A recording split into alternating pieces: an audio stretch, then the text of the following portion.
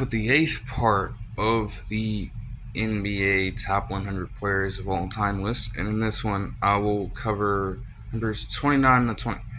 So let's get straight into it. Starting off at 29, I have none other than Allen Iverson, a combo guard who played from 1996 to 2010, most notably with the Philadelphia 76ers, but also with the Nuggets, the Pistons, and lastly the Grizzlies, weirdly enough. Now, obviously, he was an 11-time All-Star, a 7-time member of the All-NBA teams, leader in total points scored 4 different times, and a leader in steals 3 different times from 2000 to 2002. Obviously, he is recognized as the greatest pound for pound player in NBA history and one of the most influential as well, not just with his on the court play at that stature, but also the aesthetic that he influenced around the entire sport has helped a lot of different players in today's league develop at an early age to where they can perform in similar lights despite being a little limited in some ways. It's kind of 50-50 when you talk about the fashion culture, I guess, around basketball today. And obviously there have been some developments, but there's not a lot of freedom anymore like there was in the early 2000s. So take with that what you will. And when he was at the height of his powers, he was certainly dominant. Obviously, defensive problems were an issue for him. So, the 76ers tried their best to surround him with a whole hell of a lot of defense. And while that worked some nights, most other nights, it felt like he was the only one playing out there because nobody else was really contributing offensively. He averaged 26.7 points per game, 6.2 assists per game, 42.5% shooting from the field, with 31.3% shooting from beyond the arc. Now, he obviously wasn't a feared shot maker outside of the perimeter, but obviously the mid-range game, the different layup packages that he offered were deadly against anyone, and the ability to shift in and out of different moves also, as Michael Jordan found out in Iverson's rookie season. I mean, that play has been talked about for so long, you can't even imagine.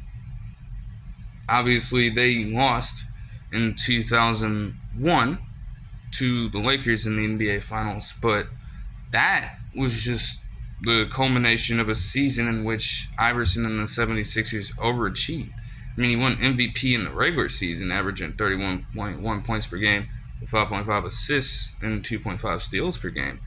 That entire playoff run, though, the Philadelphia 76ers were underdogs to even get in the finals in the first place, and then steal a game, invoke a little bit of fear into Lakers fans' hearts for just a single night or so. That was a pretty special moment in time. You can't deny that. But obviously, when it comes to years outside of that, leaves a lot to be desired. And by the time he reached the Pistons, I mean, he was less effective, but he was still trying to ask for, well, not even ask, he would demand that he would start on a team, or otherwise he was going to retire. And none of the other destinations that he went to bought that at all. So he fizzled out of the league slowly but surely. Still, in his prime, there aren't many shooting guards better than he was. And he made the NBA 75th anniversary team. I have no doubt that he will probably make the Hall of Fame if he hasn't already. Correct myself, he did actually make the Hall of Fame. I don't know why I thought he didn't. That just goes to show you how busted everything is there. But so be it, man. 28, I have Willis Reed, a center and power forward who played from 1964 to 1975 with the New York Knicks as their franchise player alongside Walt Frazier, obviously. He averaged 18.7 points per game with 12.9 rebounds per game on 47.6% shooting from the field. Now, in 1974, he actually was sidelined with a knee injury that forced him to retire early. But before that, he was a well-established big, making 7 All-Star teams and 5 All-NBA teams as well. He even made an all-defensive appearance in the 1969 season. He won an MVP that same year, averaging 21.7 points per game, 13.9 rebounds per game on 50.7% shooting from the field.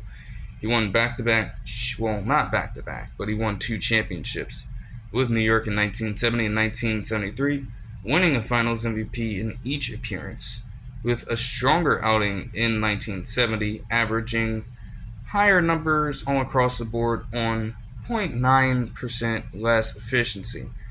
But both of them resulted in wins against a dominant Lakers team. So, I think any player would be willing to take that.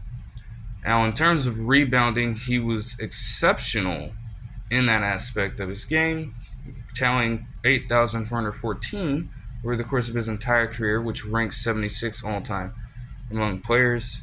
He was named one of the greatest in 1996, was named a member of the NBA 75th anniversary team, and was also inducted into the Hall of Fame. At number 27, we have one of the very first superstar players in the league's history, and that is none other than George Mikan, center who played from 1948 to 1956 with the then Minneapolis Lakers.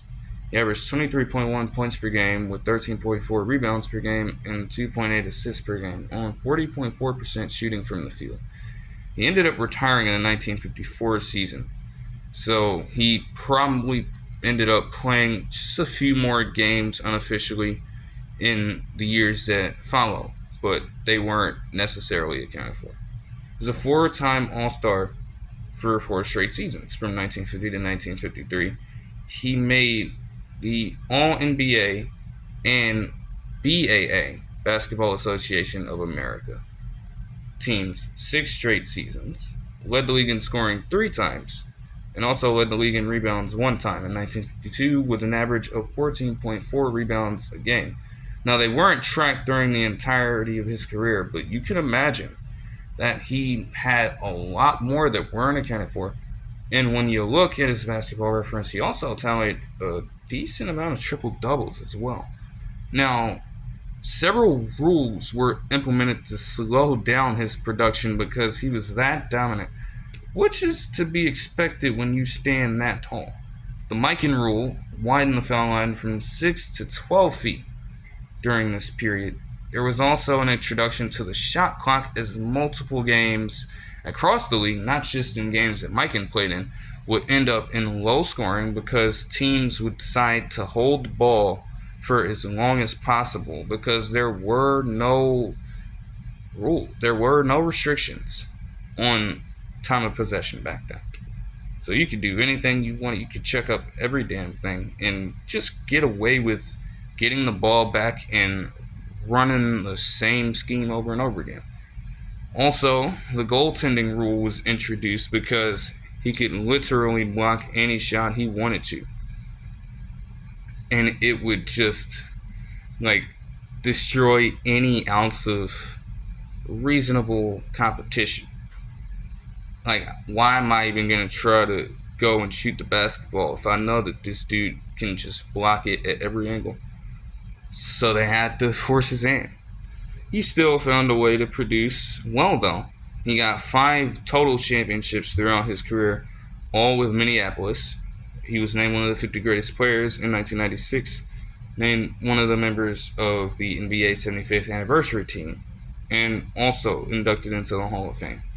Because, obviously, you can't not have him there. Number 26, I have George Gervin, a guard forward who played from 1972 to 1986 across both the ABA and the NBA, most notably with the San Antonio Spurs. Also spent time with the Bulls in the NBA and the Virginia Squires of the ABA, interestingly enough.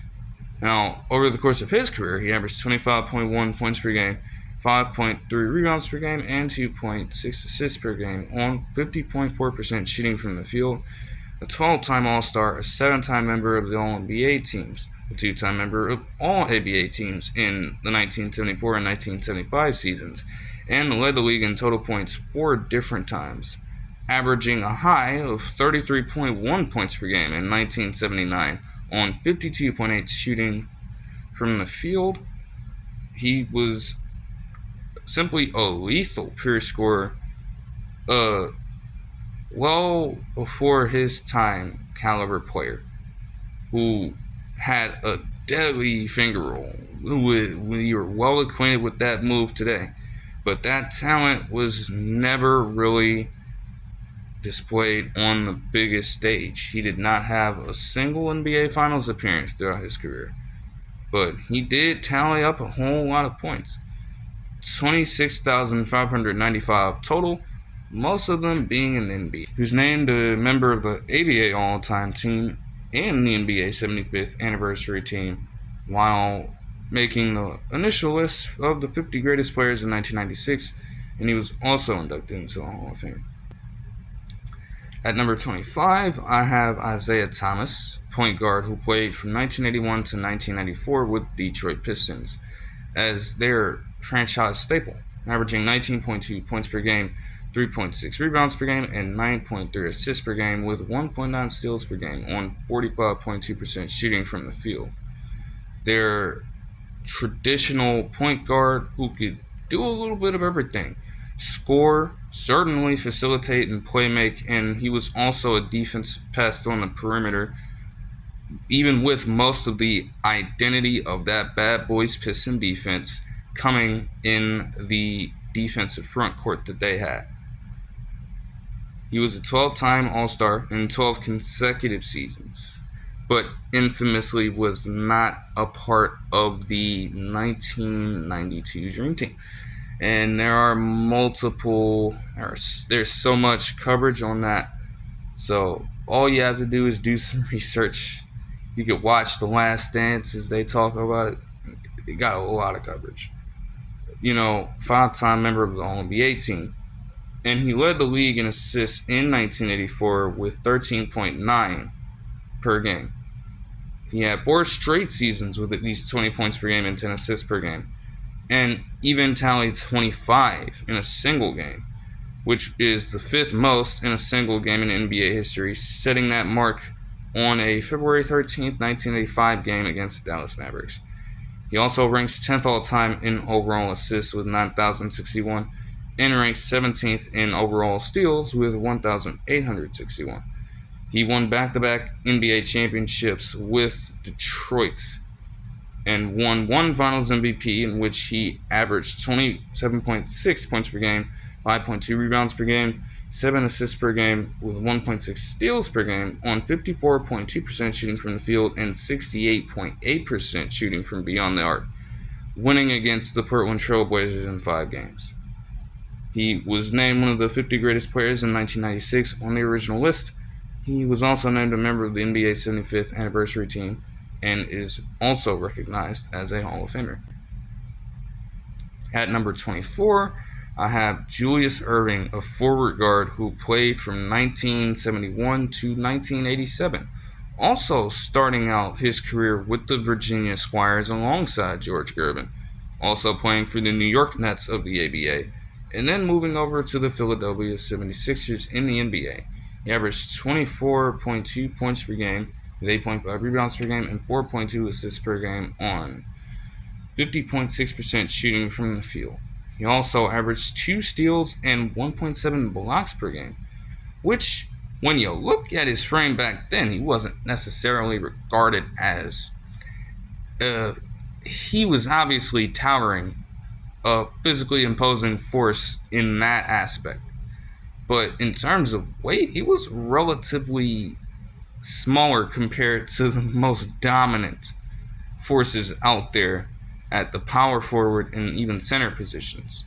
Still, his athleticism, especially in those early days, allowed him to thrive. Absolutely. He was a 16-time All-Star in 16 straight seasons from 1971 to 1986, a 7-time All-NBA team member, a 5-time All-ABA team member, and he even made an all-defensive appearance in the 1975 season.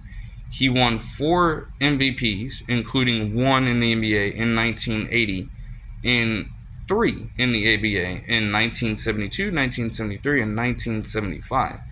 In that season, he averaged 29.3 points per game, 11 rebounds per game, and 5 assists per game, with 2.5 steals per game, 1.9 blocks per game, in all on 50.7% shooting from the field. He was a legend in both leagues, and like I stated, he set the tone. He walked so a lot of the freak of nature athletes that you see dominating today's league could run and flourish in a brand new system. During his ABA career, he averaged at least 27, 11, 2 and 2. He won an NBA championship in 1983 with Philadelphia and won 2 ABA championships with New York in 1974 and 1976. He made the all-time teams in both leagues and was named one of the original 50 greatest players in 1996, along with being inducted into the Hall of Fame. Number 23, I have Dirk Nowitzki, a power forward and center who played from 1998 to 2019 with the Dallas Mavericks. During his career, he averaged 20.7 points per game and 7.5 rebounds per game, with 2.4 assists per game, on 47.1% shooting from the field, 38% shooting from beyond the three-point line, and 87.9% from the stripe. Now, his career, obviously, was revolutionary. He was the very first successful stretch four and one of the quintessential international superstars of the new millennium. Quite literally the first. Now, obviously, in the very first half of his career, he started out pretty well. But obviously, with winning an MVP in 2006, that was meant to be the turning point. Up to that point in his career, he had relatively little playoff success overall. He averaged 24.6 points per game, 8.9 rebounds per game, and 3.4 assists per game on 50.2% shooting from the field, 41.6% shooting from beyond the arc, and 90.4% from the stripe. But he lost to the Heat in 6 games in the NBA Finals in the postseason prior. So this year was supposed to be redemption, but he would get far from that point as he suffered one of the larger upsets in postseason history, and probably on a higher scale at that particular time, when he lost to the, we believe, Warriors in the first round of the playoffs. Infamously, he received the award after the series, and the press conference was harrowing for him and a lot of the other members of that organization. Now, if he doesn't turn it around in 2011, winning an NBA championship against the Heat, his career outlook is vastly different than what it turned out to be. He won a Finals MVP in that run, averaging 26 points per game, 9.7 rebounds per game, and 2 assists per game on 41.6% shooting from the field, 36.8% shooting from the three-point line, and 97.8% shooting at the free throw line, with everything on the line and in the highest stakes. He got the job done. And though a lot of the other seasons afterwards were just him simply wrapping it up, because the Mavericks did not have a lot of success like that again during his tenure, at least. Now, he would pass the baton to a player like Luka Doncic, and obviously their turnaround since he's been there has been going relatively well. There have been a lot of obstacles in the road, obviously, but he finished his career with, the status that he was deserving of, making the All Star team 14 times, including an honorary appearance in his final season. He made the All NBA team 12 times, obviously, the aforementioned MVP, while tallying 31,560 points for the squad, which ranks 6th all time in NBA history. He ranks 18th all time in three pointers with 1,982. He ranks 26th in overall rebounds with 11,489. He ranks 53rd in blocks with 1,281. He ranks 18th in free throw percentage with 87.9. He played 1,500. He played 1,522 games and logged 51,368 minutes, which both rank fourth. And the overall seasons he played ranks as tied for the second most behind Vince Carter, obviously. He is the franchise leader in most offensive categories and is the only big man with a total 3-point mark in the top 20. Ryan Anderson places 67th all time, just for reference.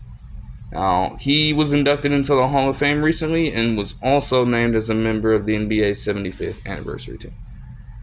At number 22, I have Dwayne Wade, a shooting guard and point guard who played from 2003 to 2009 with his multiple stints in Miami and obviously his forgettable tenures in Chicago and Cleveland, even though the Bulls' tenure was mostly just paying homage and respects to the city in which he grew up in.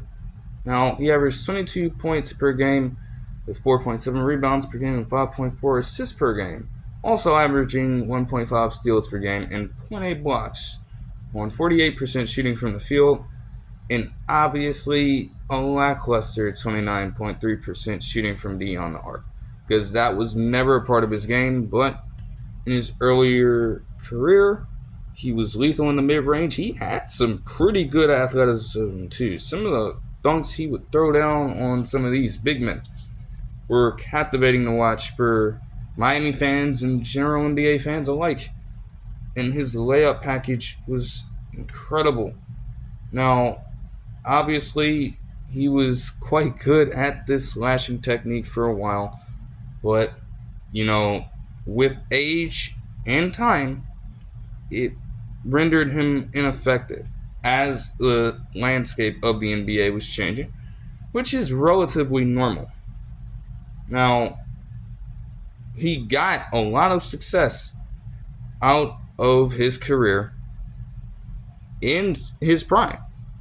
He won 3 NBA championships with the Heat, obviously in 2012 and 2013 alongside LeBron James and Chris Bosh, but also in 2006.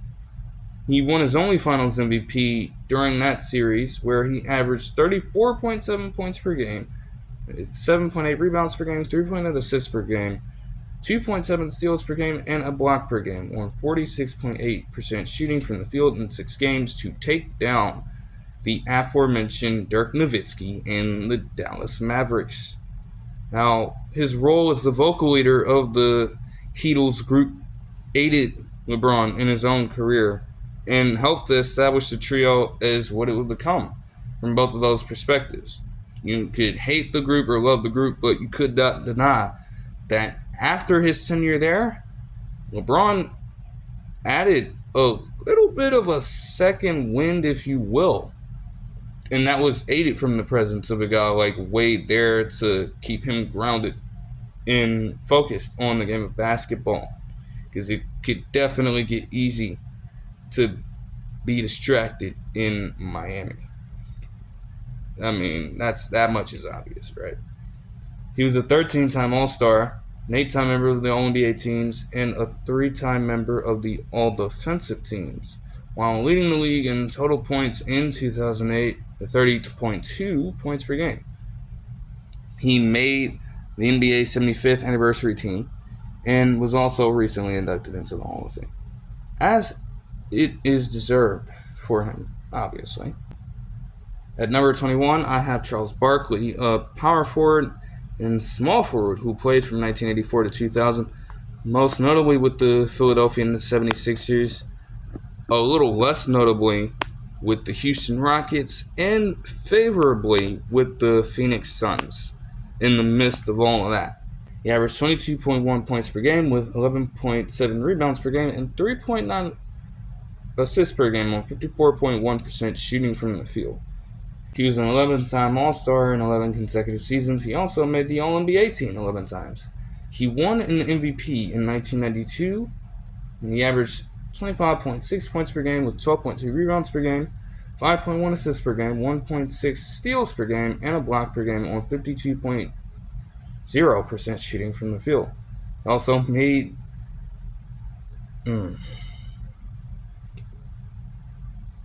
He also led the league in rebounds one time in the 1986 season with 14.6 points per game. Now, he averaged at least 15 points per game and 11 rebounds per game for the last 15 seasons of his career. And especially in his younger years and during the Big Three era, as much of a failure as that was in Houston, the antics certainly held him back.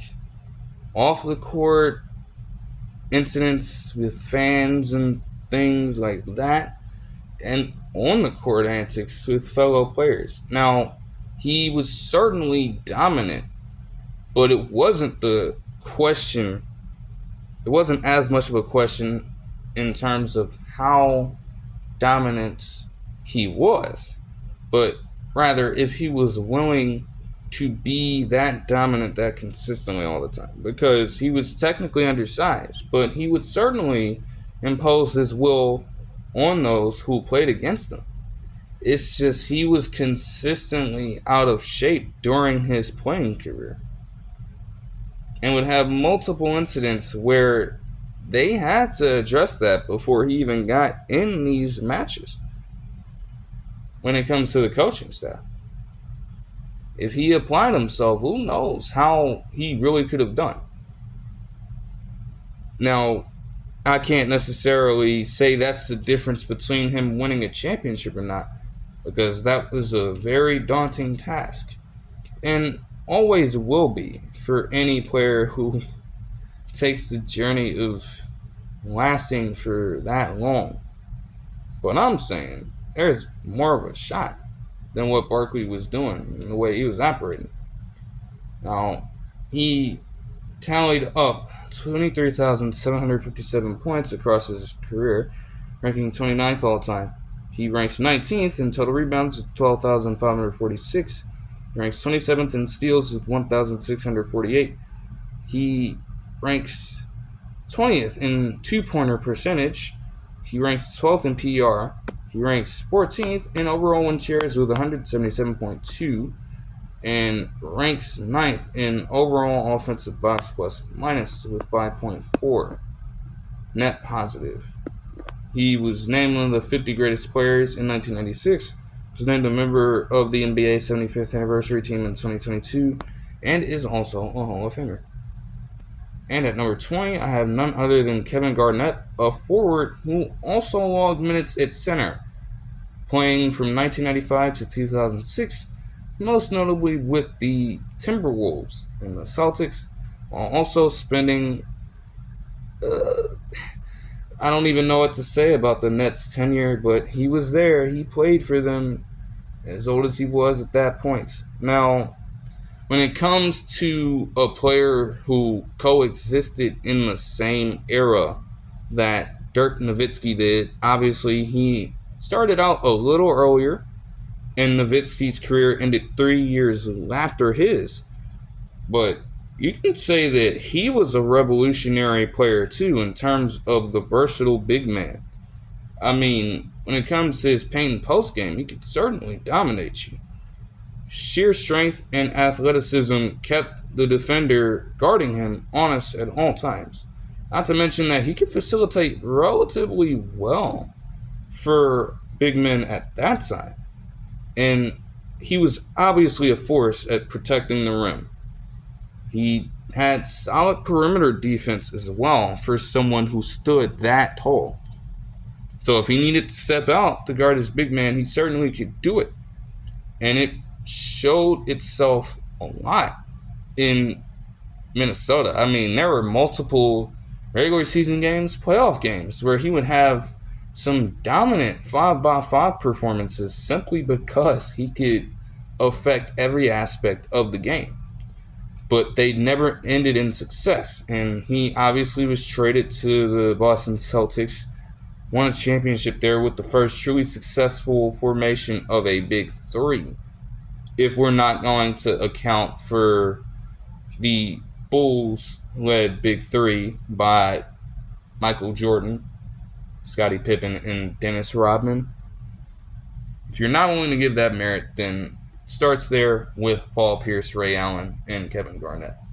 Now, nothing happened for them afterwards, and obviously the Nets' tenure was just unorthodox. I think I'm being too generous with that word even. Now, he averaged 21 points per game and 10 rebounds per game for 9 straight seasons. 1998 to 2006, he was a 15-time All-Star, a 9-time member of the All-NBA teams, a 12-time member of the All-Defensive teams, and he won a Defensive Player of the Year in 2007. He also won an MVP over Tim Duncan in 2003, and he averaged 24.2 points per game, 13.9 rebounds per game, and 5 assists per game, with 1.5 steals per game and 2.2 blocks per game on 49.9% shooting from the field. He led the league in rebounding 4 consecutive times from 2003 to 2006. He ranks 19th in points, 9th in overall rebounds with 14,462, 56 in assists, 18th in steals, 18th in blocks, 18th in games played, 10th in overall win shares with 191.4, 6th in value over replacement player with 90.6, and is tied for the second most with none other than Dirk Nowitzki in terms of seasons played, obviously behind Vince Carter. He leads the Timberwolves franchise in most statistics, despite cutting his tenure with them relatively short. He was named a member of the official NBA 75th anniversary team, and he was also inducted into the Hall of Fame. Now that'll do it for this one. I hope you guys enjoyed the video, and I'll see you guys in the next one where I will cover numbers 19 to 10.